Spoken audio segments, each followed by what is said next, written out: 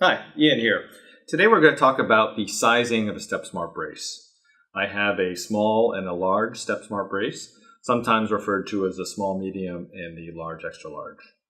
So we're just basically talking about those two sizes today and when you should be choosing one or the other. There's two basic elements for this. You have the length of the foot, and then you also have the heel width. So heel width is simple. You just put your foot down, you take a pen, you look straight down, you tilt the pen just slightly so you don't add the width of the pen to the measurement.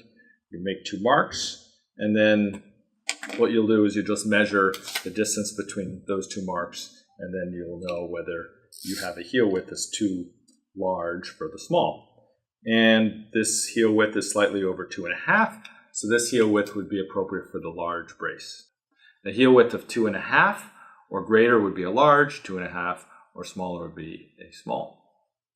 As for the length, there's plenty of room. So this is a large foot, a size 12 foot, and there's plenty of space between the metatarsal heads and the distal end or the end of the brace.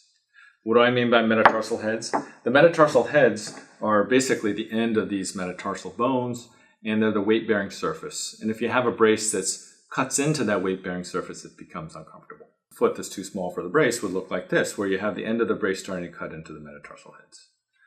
It's okay to have the end of the brace just behind the metatarsal heads. That would be an ideal fit. And we don't want a situation where the metatarsal heads are, where there's too much gappage, where it's a situation like this, where there's just way too much space because now the edge of the brace starts cutting into the middle of the foot. But there's plenty of room for error. So even a big foot like this size 12 works with this large StepSmart brace. So when you look at the size of the foot, we sometimes recommend a 10.5 men's as the difference between a large and a small brace.